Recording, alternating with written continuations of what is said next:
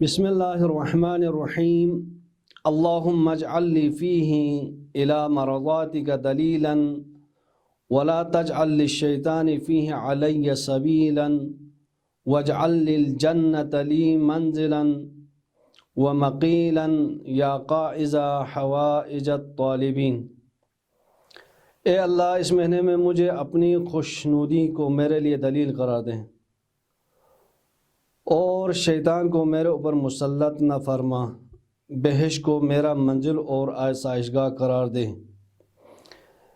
اے حاجتوں کو، طلبگاروں کی حاجت کو بر لانے والا۔ پس دیکھیں اس دعائے شریف میں جو ہم دعا کرتے ہیں اللہ سے، اے اللہ اس مہینے میں سب سے مہم ترین چیز آپ کی رضایت ہے۔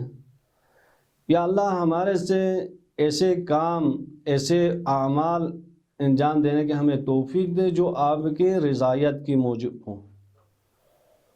اور دوسرا خطر جو انسان کے لیے ہے وہ شیطان ہے، اس کے مسلط نہ ہونے کے لیے دعا کرنا یہ بھی مہم ہے۔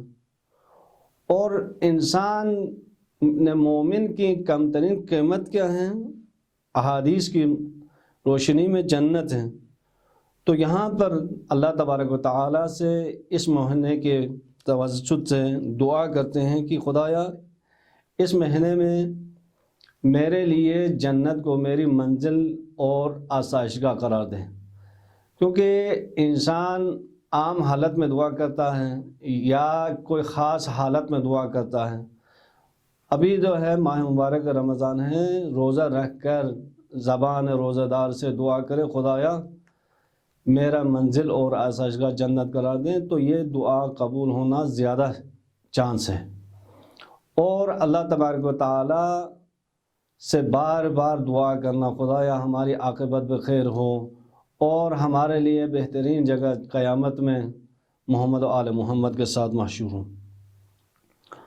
اور جو انسان کے جو آخری امید ہے حوائج کو پورا کرنے کا، وہ اللہ تبارک و تعالیٰ کی ذات ہے۔ پس انسان کو اور کوئی چیز مد نظر نہیں ہونا چاہیے، کسی اور سے امید نہیں رکھنا چاہیے۔ جو مہم حوائج ہیں، جو اخروی حوائج ہیں یا دنیاوی مہم حوائج ہیں، وہ فقط اللہ تبارک و تعالیٰ کی ذات ہے۔ یعنی اپنی امید کو اپنے حوائج کے پورا ہونے کا فقط ذات الہی کو قرار دیں، کسی اور سے امید نہ رکھیں۔ تو دعا کرتے ہیں خداوندہ اس ماہ مبارک رمضان میں جو بھی مومن و مومنات مریض ہیں ان کو شفا عاجل و کاملہ عنایت فرما، اور جو مومنین پریشان حال ہیں ان کی پریشانی کو دور فرما۔ خداوندہ ہمارے سب اعمال نیک کو قبول فرما اور ہمیں محمد و آل محمد کے ساتھ محشور ہونے کی توفیق عنایت فرما برحمتک یا ارحم الراحمین۔ والسلام علیکم ورحمۃ اللہ وبرکاتہ۔